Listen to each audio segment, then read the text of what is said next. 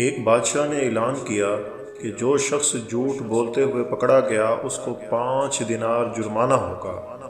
لوگ ایک دوسرے کے سامنے بھی ڈرنے لگے کہ اگر جھوٹ بولتے ہوئے پکڑے گئے تو جرمانہ نہ ہو جائے۔ ادھر بادشاہ اور وزیر بھیس بدل کر شہر میں گھومنے لگے۔ جب تھک گئے تو آرام کرنے کی غرض سے ایک تاجر کے پاس ٹھہرے۔ اس نے دونوں کو چائے پلائی۔ بادشاہ نے تاجر سے پوچھا تمہاری عمر کتنی ہے؟ تاجر نے کہا 20 سال۔ تمہارے پاس دولت کتنی ہے؟ تاجر نے کہا 70,000 دینار۔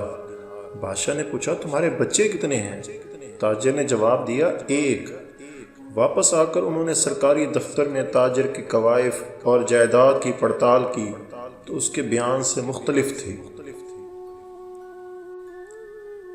بادشاہ نے تاجر کو دربار میں طلب کیا اور وہی 3 سوالات دہرائے۔ تاجر نے وہی جوابات دیے۔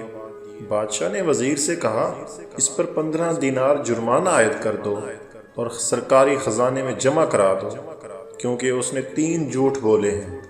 سرکاری کاغذات میں اس کی عمر 35 سال ہے۔ اس کے پاس 70,000 سے زیادہ رقم ہے اور اس کے 5 لڑکے ہیں۔ تاجر نے کہا زندگی کے 20 سال ہی نیکی اور ایمانداری سے گزارے ہیں، اسی کو میں اپنی عمر سمجھتا ہوں، اور زندگی میں 70,000 دینار ہی میں نے ایک مسجد کی تعمیر میں خرچ کیے ہیں، اسی کو میں اپنی دولت سمجھتا ہوں، اور 4 بچے میرے نالائق اور بد اخلاق ہیں، ایک بچہ اچھا ہے، اسی کو میں اپنا بچہ سمجھتا ہوں۔ یہ سن کر بادشاہ نے جرمانے کا حکم واپس لے لیا اور تاجر سے کہا